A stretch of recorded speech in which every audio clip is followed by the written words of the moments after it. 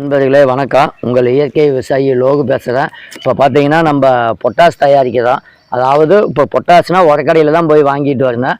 இப்போ நம்ம உரக்கடைக்கே போக தேவையில்லை, நம்மளே இயற்கை முறையில் பொட்டாஸ் தயாரிச்சுக்கலாம். அது எப்படின்னு பார்த்தீங்கன்னா, நம்ம வாழைப்பழத்தில் பொட்டாஸ் நிறையா இருக்குது. இந்த மாதிரி வேஸ்ட்டான வாழைப்பழம் எந்த பழமாக இருந்தாலும் சரி, அதை பற்றி தவறில்லை. இந்த மாதிரி ஒரு பேரலில் எவ்வளோ பழம் வேணாலும் போட்டுக்குங்க, அதில் தண்ணி ஊற்றிடுங்க. நம்ம சாணப்பாசி கரிசல் அதுக்கு தேவைப்படும். இந்த சாணப்பாசி கரிசலை பற்றி வீடியோ லோகு இயற்கை விவசாயங்கிற யூடியூப் சேனலில் போட்டிருப்போம். அதை பார்த்தீங்கன்னாவே தெரியும். இந்த சாணப்பாசி கரிசல் உள்ள 1 லிட்டர் ஊற்றி தண்ணி ஊற்றி இந்த மாதிரி வாழைப்பழத்தை போட்டு கலக்கி விட்டால் ஒரே வாரத்தில் வாழைப்பழத்தில் இருக்கக்கூடிய பொட்டாசை பூரா நமக்கு எடுத்து கொடுத்துடும். அப்படி நம்ம பயன்படுத்தும் போது பார்த்தீங்கன்னா மண்ணும் வளமாயிரும், செடிக்கு எதிர்ப்பு சக்தியும் கிடைக்கும், கிழங்கு நல்லா பாயிண்ட் வரும், மரவள்ளி கிழங்கு. அதே சமயத்தில் காய்கறியெல்லாம் நல்லா திரட்சியாக இருக்கும், காய் நல்லா வெயிட் வரும். உங்களுக்கு காய் பார்த்தீங்கன்னா இந்த தேங்காயெல்லாம் கோணையாக போடுறது கூட ஒரே ஷைனிங்காக வரும். ஏன்னா தென்னை மரம் வாழை மரம் அனைத்துக்குமே பொட்டாஸ் தேவை.